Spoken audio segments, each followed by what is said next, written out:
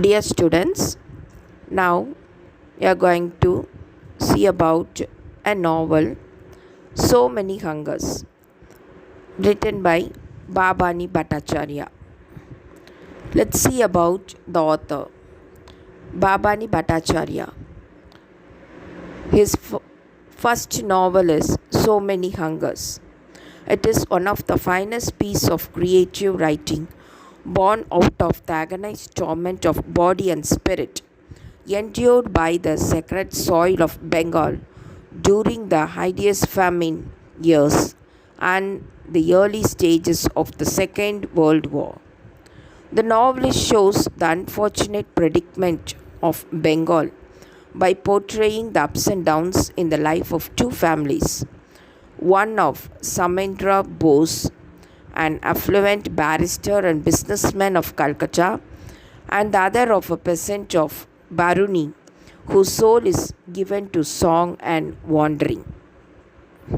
The two families are linked by their contact with the saintly figure of an aged nationalist leader, Devesh Bose, the father of Samendra Bose, who is worshipped by the villagers of Baruni as God because the divine bliss fills his heart with riches. He is a true Gandhian and has been deep in civil disobedience movement and has courted imprisonment several times. He loves villagers and, and they are proud of them.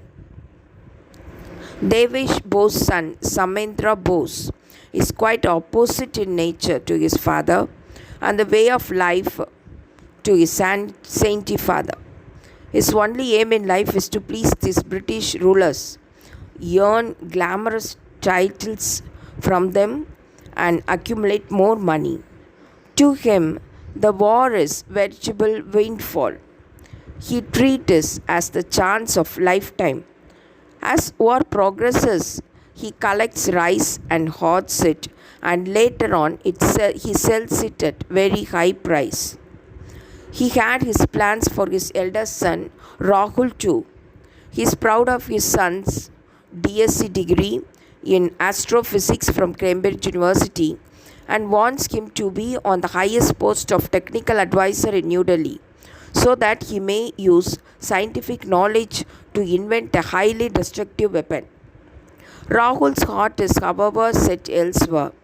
Having come under the influence of his grandfather earlier, he is drawn towards Gandhi's non-cooperation movement. While pretending to research on the death ray, he works secretly for the Quit India movement also.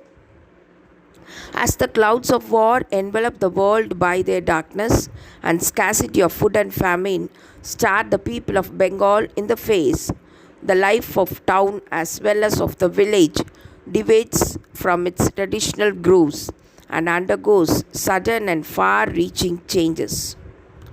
As the war runs the third year of its dismal course, the villagers of Baruni begin to experience its heavy burden. Their guide Devata and other Congress workers of the village, along with the magician and his eldest son Kanu, are arrested during the Quit India movement. The fishing boats of the villages are seized by the government for the use of military personnel, and peasants are forced to sell their grain to the agents of the imperialistic government and greedy hoarders. As the famine stacks through the land, villagers begin to die of hunger.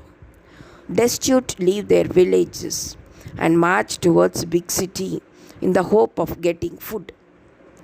The mendicant's daughter Kajoli, her mother, and her little brother Anu also join this endless cavalcade of starving masses. On their way, they come across tired and famished skeletons groaning in pain, while jackals crouch and eat their bodies. Facing numerous difficulties and hardship, they reach Calcutta. Kajoli and her mother make a vain attempt to search Rahul, and they join their destitutes crowded on the roads and pavements. They beg for food but find it difficult to satisfy their hunger. When unable to fight against hunger, Kajoli's mother and brother fall ill. She thinks of earning money by selling her shame. But as she goes to the beetle woman who keeps a brothel, she hears the newspaper vendor shouting about Devatas fast unto death in the prison house.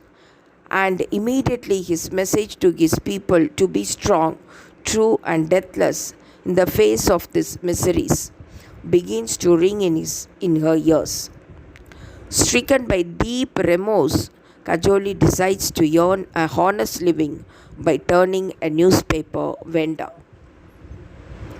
The fateful morning on which Kajoli makes her momentous decision, Samendra Bose receives the news that his younger son, Captain Kunal of Indian Artillery, has been listed as missing, and his eldest son Rahul has been arrested. Simultaneously, the radio announces in its morning news that he has been awarded the title of the Companion of the Indian Empire. The empire that claimed both of his sons. With broken-hearted, Samendra Bose reflects gloomily and drops down lifeless. Though Con Hamsun's hunger, the novel hints at different kinds of hunger that move men and women the world over, such as the soul's hunger for the absolute, a subject nation's hunger for freedom, a ruler's hunger for power, a greedy man's hunger for wealth and titles, a debauched hunger for cutting girls. Its main theme is hunger for food.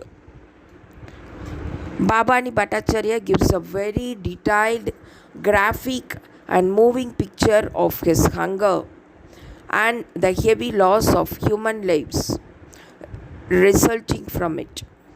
Famine shows distressing picture of human sufferings as men has never witnessed before. Mother unable to bear the death by starvation of their children bury them alive. Men keenly waiting for their turn to get food breathe their last moment. Food is poured in their bowls.